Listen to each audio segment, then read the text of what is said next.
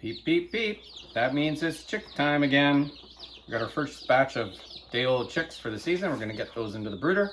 Today's video, we're gonna take you through the 3 C's that you need to think about when designing a brooder. And that's, you gotta make it cozy, has to be cleanable, and you want it convertible to have some flexibility as you go forward. So we'll show you how we did that in our brooder here at Wicked Welly Farm and Apiary.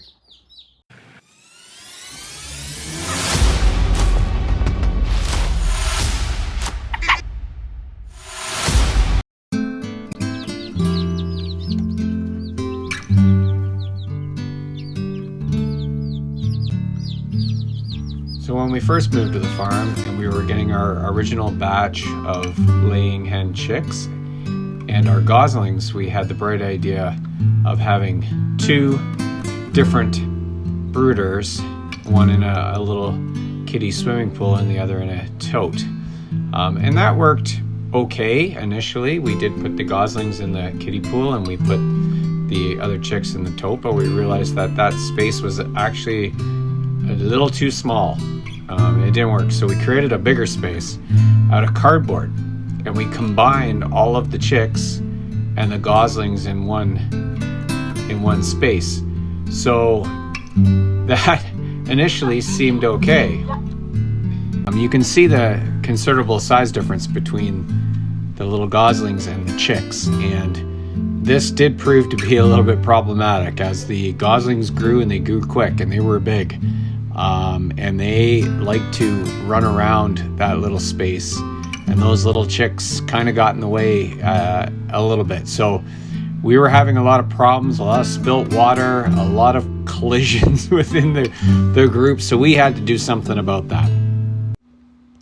So there was a small room in the barn that was maybe at one point used as a brooder, but it was empty, dirty, it had no power.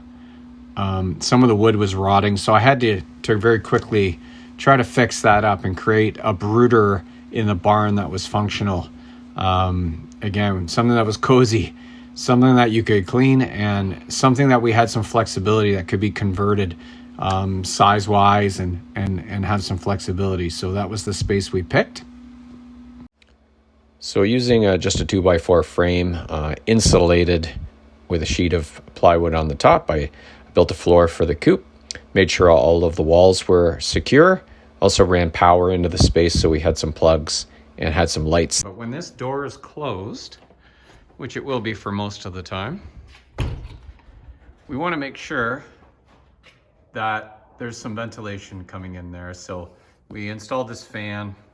It just, it's very simple fan. It's one of the ones that you can kind of move around and put in your window if you want. But anyway, we put the fan in. If it gets warm, if we feel that they need a little air, you could just turn one of these on, move a little air around and through, and that'll keep the air quality where it needs to be in that brooder. So the second key thing for your brooder design is cleanability. You want to think about this when you build your brooder, because you're going to have to clean it eventually, and you want to make that step as easy as possible. So for us, you can see the brooder is painted blue.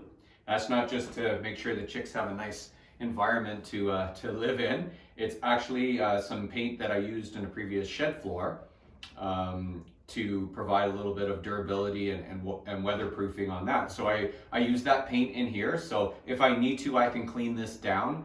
The wood is not exposed, it's not going to absorb the water and the pee and the poo and everything that goes along with having chickens. And if I need to, I can clean it. But another key thing that I do is that I use some simple vapor barrier. And I put that down before I put the wood shavings in. And that just makes the cleaning process a hell of a lot easier. So if water does get past the vapor barrier, it's protected with the painted wood. Otherwise, everything's sort of contained in that, and it makes the cleanup process very easy when your chicks move out of the brooder. So the other thing you probably noticed is my brooder only has 3 sides, and we're missing a 4th side here. Well, that was intentional. I made this 4th side removable with access doors, so that, again, when you think about cleanability, you want to make sure you have good access So without this fourth side in place, I can easily get in here, I can clean out the wood shavings, I can get everything ready for the next round of chicks. So it makes it just a lot easier when you're cleaning. So think about that when you design your brooder. How can you make access to the brooder easy, keep it flexible? Maybe have a fourth sight or a large gate that swings open that allows you to get in there very easily for cleaning and whatever else you need. So our brooder is 7 feet long by 4 feet wide, which works perfectly for the vapor barrier, which measures just over 4 feet and is folded over. So when I unfold this, it'll be almost 8.5 feet. So that'll come up on the sides nicely on each side.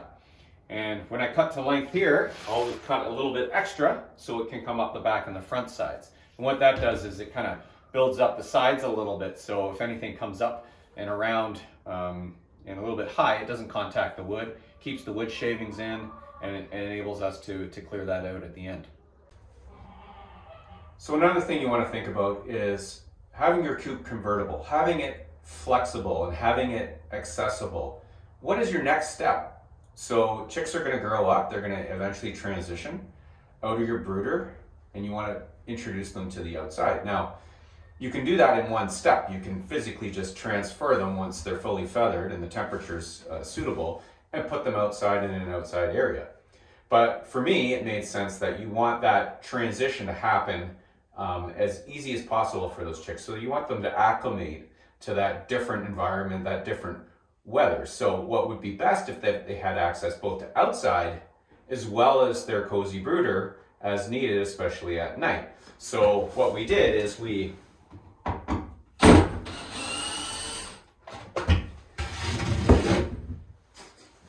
made access from inside of the brooder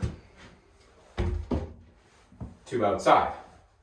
And what we do is we leave this open during the day, and the chicks can go in and out as they please.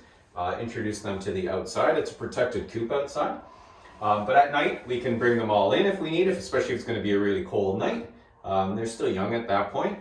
We can close it back up for the night, and then they're cozy in the brooder for the night. So this allows a lot of flexibility. Now, I've seen some people put their brooders on wheels and have them portable, so that might help them to move things around or move the brooder closer perhaps to where the chicks are going to be outside or that type of thing. But this was the best solution. So think about how you can move the chicks and what the next stage is, and build that into your coop design, and have your brooder perhaps in your coop and your run in close proximity like we do, and that allows us easy access and allows the chicks a smooth transition to the outside.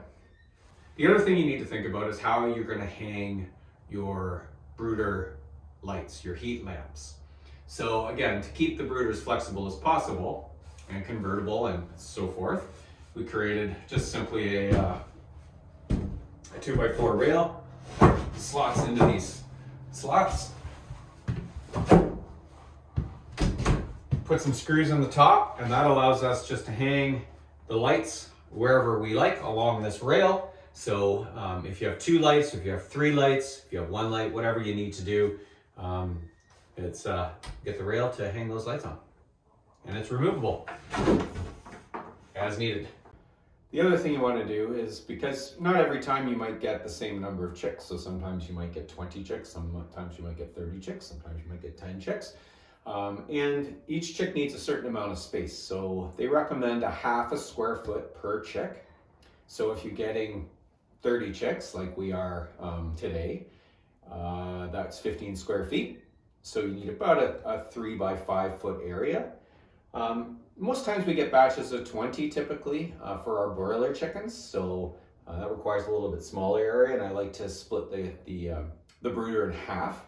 So what we've done here is installed just a couple pieces of wood so that I can slot down the separation wall, and that allows this to be 2 compartments. The other thing that would allow is if you're growing chicks and they get to a certain size and you want to move them into the part of the brooder that allows them to access the outside, you could get the next batch going in this side of the brooder. So that flexibility is an important thing to think about when you're designing your your brooder. So I highly recommend that you have it flexible in that way. You can create different size chambers depending on the number of chicks you have. And you can also graduate them from one side of the brooder to the other side of the brooder and have those older chickens the ability to go in and out and outside. And once they're fully outside, you can open the brooder up again as those new chicks get bigger, allow them more space, and so on and so forth. So that's definitely a good thing to think about, is how you can compartmentalize your brooder so you can stage different batches of chicks, or you can handle different sizes of batches of chicks. So because our wall is the full length of the brooder, and oftentimes we want to separate the brooder into two different compartments. So we made sure that we had a door that allows access to each side. And this is just made from 5/8 OSB that I've painted. So it is not quite as firm as perhaps you'd like it, especially when the doors are open. So we just take these 2x4s and add them to the middle to provide a little bit of strength when the wall's in, and then you simply unscrew them to take the wall out when you need to remove the wall. So now our wall is in place and all secured. We can now get our plastic in around the bottom. I just stretch it out and try to keep it as close to the bottom and the sides as possible, and use a staple gun, just staple it all around. And make sure it's nice and secure. There's not many gaps there, so that's what I'm doing next. All right, so we got our plastic down. Now we can get our separating wall in place before we put the wood chips in. So we're ready to put the bedding in. We've got all the plastic down, put a couple pieces of wood here around the outside just to secure that plastic up so it doesn't start to fall in maybe if the staples come out. And you don't want to really get wood chips in behind. And the worst thing that could happen is if you come in one day and you find a chick has gotten somewhere it shouldn't have, like trapped between the plastic or something like that. So you don't want that to happen, so just use some wood, keep that strapped up. But trying to get the bedding in, so we just use fine shavings. They work really well, absorb the pee, poop, and water and what have you. It seems like the most common and probably the best bedding material for brooder. So that's what we're going to use. So get them dumped in.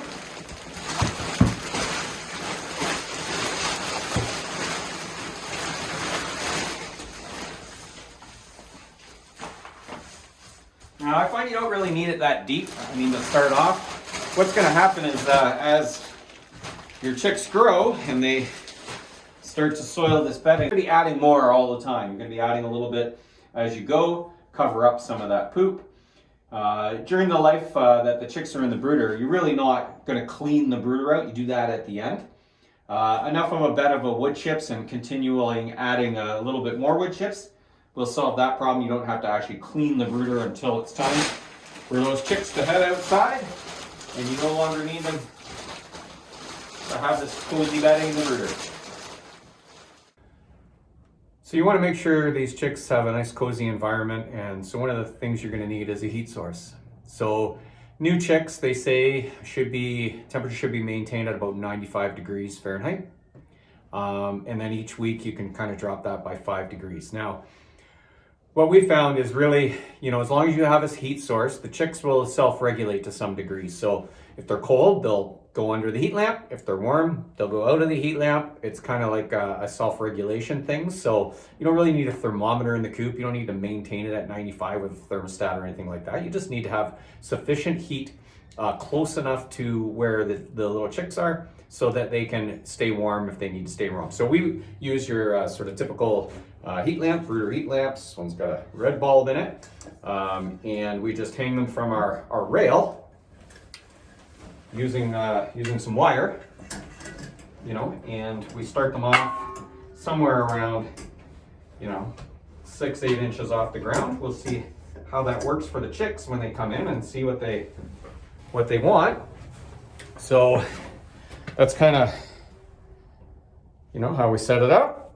2 hanging there, nice and close to the ground, so those guys would be nice and toasty warm down there. We just plug them in, and they're ready to go. So what the chicks will do, they'll just you know, if they're cold, they'll stay under the heat lamp, and if they're warm, they'll wander around. So important to have a heat source, and important to have a redundant heat source. So you need at least 2 heat lamps to ensure that if one goes out, for instance, in the middle of the night for, you know, your bulb goes out, what have you, and you only have one, it's going to get really cold for those chicks, and there's a potential that you could lose some chicks at that time. So you don't want that to happen. So always have 2, whether that's 2 heat lamps or whether that's a heat lamp and one of those warming plates, whatever you decide to use for your brooder, but make sure there's 2, always 2 sources of heat, so you have a redundant source of heat, and your chicks will never be cold that way. So I looked at the weather forecast. It's 8 degrees now. It is supposed to go down to -2 tonight. That's pretty cold. So I'm gonna give a 3rd source of heat for the chicks for this evening. So we got the heat lamps, and no cozy coop is complete without a big screen TV. No, just kidding. So that's the Cozy Coop ceramic heater. And I just added that to this wall here. That's the kind of uninsulated outside wall that borders the balance of the coop. We're in an enclosed room, and we're actually inside the barn at this point. It's still going to be a little chilly, so I did decide to put a lid and a cover over the top of the brooder. Try to keep a little bit of that heat from escaping. I also added a couple panels to this wall, so that, again, the heat isn't going to escape so easily. Still lots of gaps for the air to breathe and to come in and out, but hopefully that'll provide just enough to make sure that heat stays in overnight. And then later on, I'll come and turn on the Cozy Coop big screen TV so that they have something to watch, maybe a hockey game or something tonight.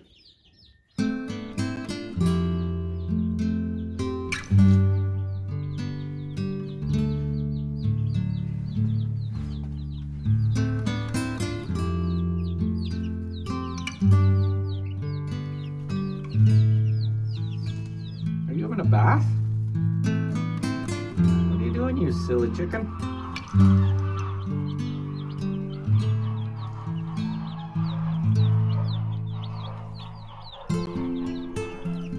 Okay guys, we'll see you later. Come check on you in a bit. If you didn't hate that video, that means you must have liked it, so hit that like button. And if you want to follow along for some more action at the farm here at Wicked Willie, hit that subscribe and we'll make sure you don't miss a thing.